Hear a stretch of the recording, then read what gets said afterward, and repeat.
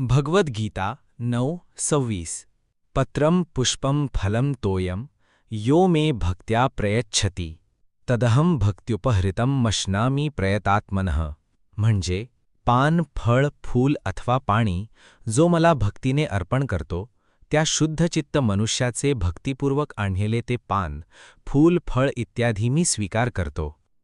ह्या श्लोकाचे निरूपण ज्ञानेश्वरीमध्ये कसे केले आहे बघा मित्रांनो.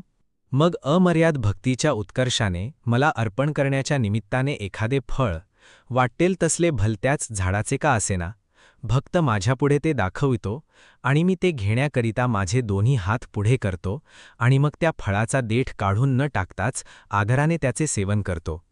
अर्जुना, भक्तीच्या उद्देशाने भक्ताने एखादे फूल मला दिले, विचार केला तर मी त्याचा वास घ्यावा, परंतु भक्तीने भुलल्यामुळे प्रेमभरात मी ते तोंडातच घालतो. हे राहू दे, फुलांचीच काय गोष्ट आहे, वाटेल त्या झाडांचे एक पानच का होईना, मग ते ताजेच पाहिजे असे नाही, वाळलेले किंवा कसलेही असले तरी चालेल, परंतु ते दिलेले पान भक्तांच्या प्रेमाने भरलेले आहे असे मी जाणतो आणि भुकेलेला अमृताने जसा संतोषित होतो त्याप्रमाणे ते पानच, परंतु तितक्या आनंदाने मी खाऊ लागतो.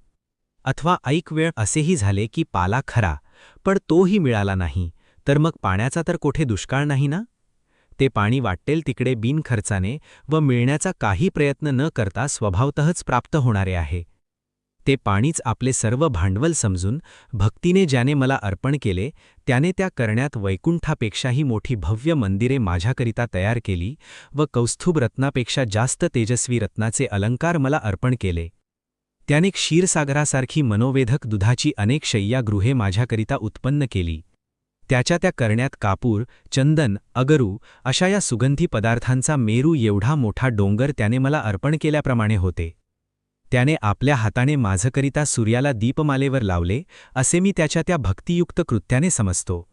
त्याने गरुडाच्यासारखी वाहने, कल्पवृक्षांचे बगीचे व कामधेनूचे कळप मला अर्पण केले. मला अमृतापेक्षा रसभरीत पुष्कळ पक्वाने त्याने निवेद्यास दिली.